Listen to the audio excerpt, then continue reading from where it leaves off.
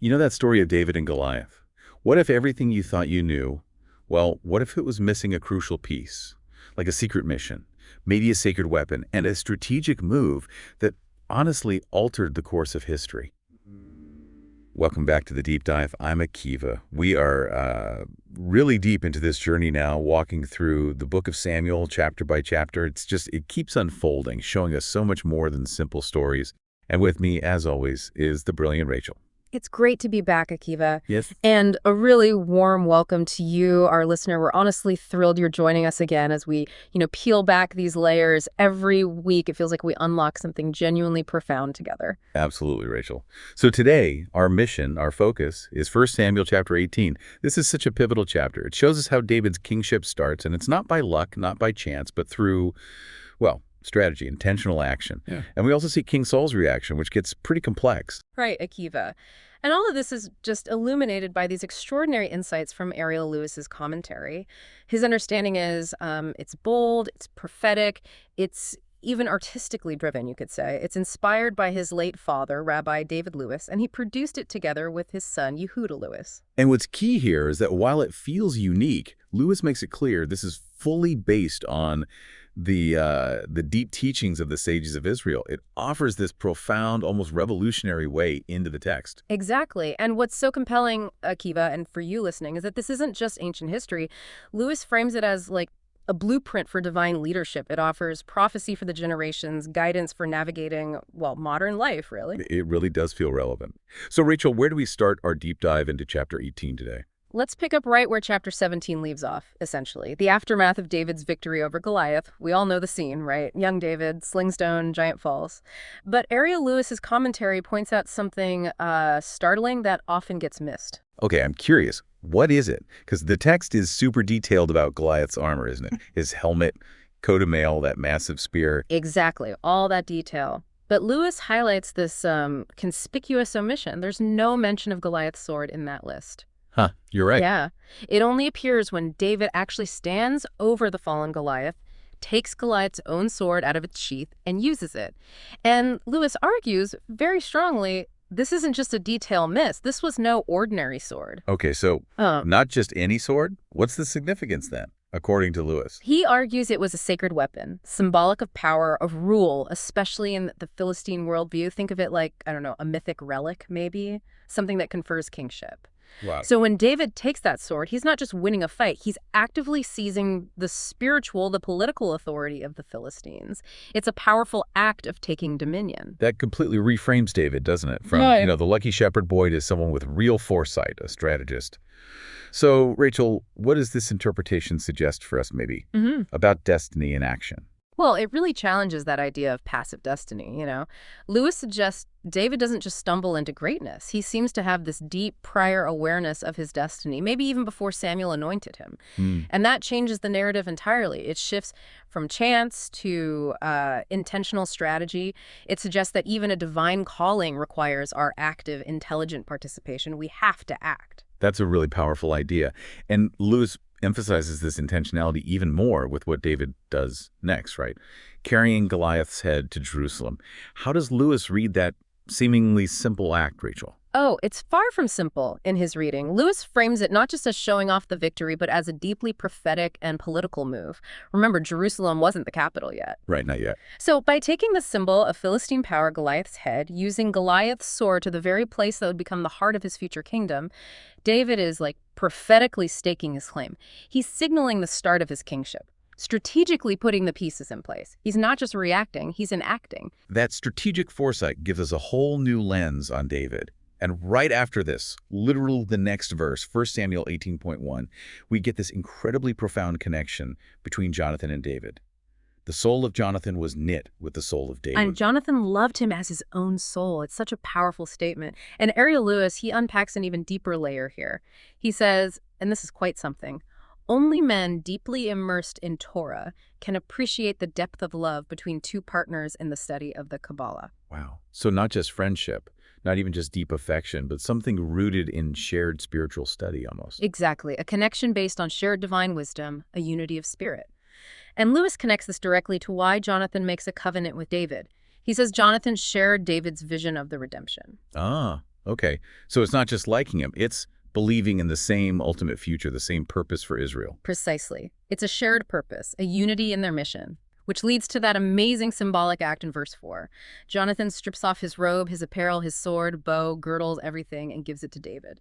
And Lewis identifies that robe specifically, doesn't he? He does. He calls it the royal purple tallis, a sacred garment symbolizing royal authority.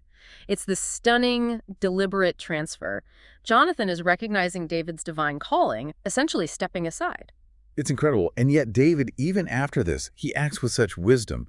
Verse 5 says he behaved wisely wherever Saul sent him, was accepted by everyone, even Saul's own servants. His status just grows naturally. And Akiva, that growing popularity is exactly what triggers Saul's fear. You can almost feel it escalating. David comes back from battle and the women are singing, "Saul hath slain his thousands and David his 10,000." That comparison, dangerous. Very. And Lewis notes something interesting. These women, usually more retiring, were swayed by David's divine inspiration. Their song wasn't just a celebration, it reflected this magnetic, prophetic aura David had. And Saul's reaction is instant, isn't it? Verse 8. Saul was very wroth, and he said, "They have ascribed unto David 10,000s. What can he have more but the kingdom?" And from then on, verse 9, Saul eyed David from that day and forward. That jealousy, that fear, it just locks onto David. And it escalates fast. The very next day, this evil spirit from God comes upon Saul. He's raving, prophesying, while David is playing the lyre, and Saul throws a javelin at him. Twice. Tried to pin him to the wall. Yeah. And Lewis points out something critical here. Even while influenced, Saul's human rational side continued to reject prophecy, in contrast to David. Saul's inner conflict isn't just emotion, it's this deep spiritual dissonance. He's fighting against the very divine currents he sometimes feels. It's tragic, really. And the text tells us plainly why Saul's afraid. Because the Lord was with him and was departed from Saul. He feels that spiritual void, so he tries to manage David, right? Removes him, makes him captain over 1,000. Yeah. Exactly. And Lewis is clear. This wasn't an honor, it was a strategy. Saul wanted to lure him into battle where he hoped he would be killed. It's basically proxy warfare. Trying to get the Philistines to do his dirty work. But it completely backfires Akiva. David doesn't just survive, he thrives. Lewis points out, he destroyed his enemies. So Saul's attempts to get rid of David only make him look better, more obviously favored by God. You can imagine Saul's frustration. Everything he does just elevates David more. So the direct attacks fail, the proxy battle fails. What next? He gets even more deceptive using his own daughters. First, Merab. Right. Saul offers Merab saying, be valiant for me, fight the Lord's battles. But his inner thought, the text reveals, is, let not mine hand be upon him, but let the hand of the Philistines be upon him. Chilling. Lewis calls it what it is. Saul sought to destroy David by proxy. And then when that falls through, Merab is given to someone else. Lewis adds another layer. He says Saul feared that David would take over his dynasty, making him son-in-law seem too risky. It would strengthen David's claim. Constant paranoia. And then comes Michal, the younger daughter. We're told she loves David. And Saul hears this. And sees another opportunity. Not for connection, but for a snare. Lewis actually highlights Michal here.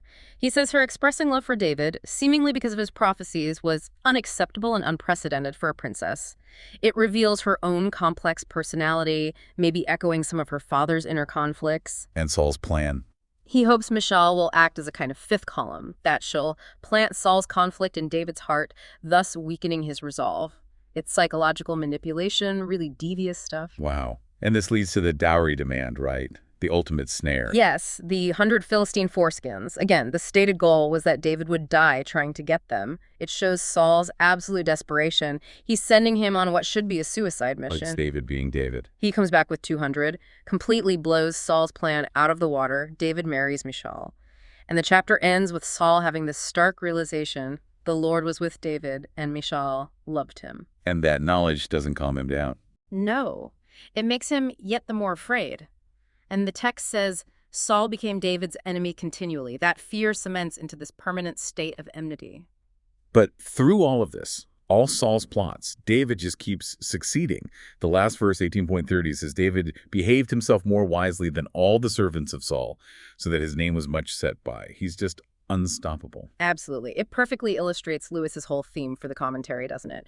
Every verse revealing these deeper layers, these hidden blueprints of a king in the making, David's genius, his spirit, his vision, they just keep unfolding despite everything Saul throws at him. It really paints this picture of destiny being fulfilled, yes, but strategically, actively, even against intense opposition. Right. So just to quickly recap the core insights from Ariel Louis on this chapter for everyone listening, we saw David's intentional act with Goliath's sword, not just victory, but seizing kingship. Then Jonathan's profound connection, not just friendship, but a shared spiritual vision, a covenant symbolized by transferring the royal robe. And finally, Saul's escalating fear and desperate, futile attempts to stop David, which only ended up solidifying David's position and God's favor on him. And Rachel, connecting this back, this ancient story, through Lewis's lens, it really does feel like prophetic guidance, doesn't it? For leadership, for navigating conflict, for understanding how destiny unfolds, even today. It really does. It makes you think, doesn't it?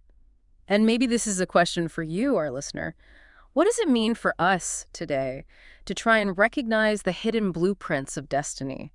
Not just in these huge biblical figures, but maybe in our own lives, in the world unfolding around us. Something to really ponder. Definitely something to think about. And if these insights resonate with you, we really encourage you, subscribe to the Deep Dive if you haven't already. Like this deep dive, maybe leave us a comment with your thoughts. We love hearing from you.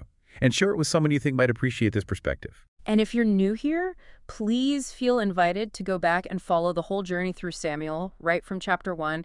Each chapter deep dive stands on its own, but walking through the whole book chapter by chapter is truly transformative. It really is. And as we close, Akiva, we just want to offer a solemn and heartfelt prayer. We pray for the success of the IDF, the soldiers of Israel, and the ongoing war against evil. May the ancient wisdom and the struggles for divine leadership reflected in these texts continue to offer guidance and protection in these really challenging times. Amen to that. Thank you so much for joining us again, for diving deep with us into 1 Samuel 18. We really appreciate you being part of this conversation. Yes, thank you. Until next time.